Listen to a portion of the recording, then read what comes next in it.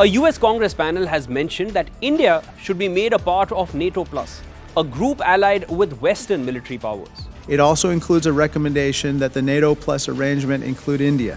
India's inclusion in NATO Plus is to counter China and enhance the deterrence for Taiwan. Now the question is, does joining NATO benefit India or does it actually benefit the West? I'm Shivan Chanana. Let's get to the point.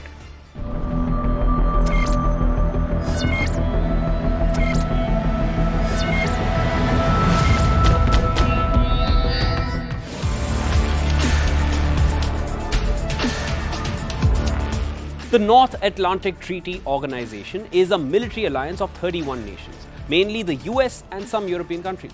NATO Plus includes 5 more member nations considered allies of the US, namely Australia, Japan, South Korea, New Zealand and Israel. And now US is inviting India to be a part of this larger group which stands together against adversaries.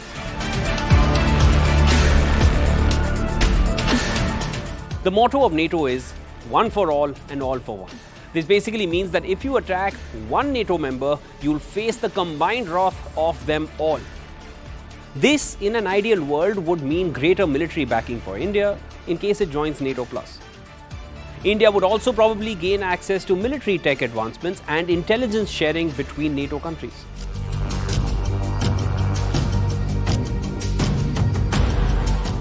If India joins the US-led NATO alliance, which is backing Ukraine in the current war with Russia, it will directly impact New Delhi's strong, established and deep ties with Moscow. This is exactly what US is attempting relentlessly to achieve.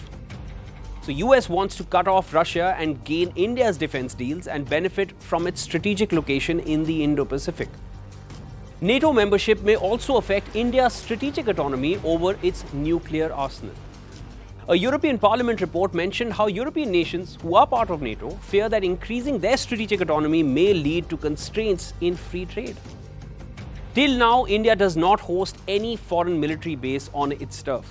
But joining NATO Plus would mean that US will eventually have a military base in India as well. Just look at the other NATO Plus members, all of which are hosting US military bases today. Being part of NATO would essentially mean that India will get dragged into America's conflicts, and India will do so as nothing more than a follower or lackey of the US. A concern which is already expressed by France, a key NATO member state.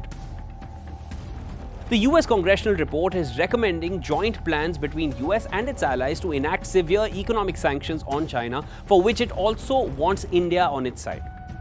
But here comes the irony, that while US is preparing its allies for sanctions on China, its own trade with China has actually surged in the previous year to an all-time high of $690.6 billion.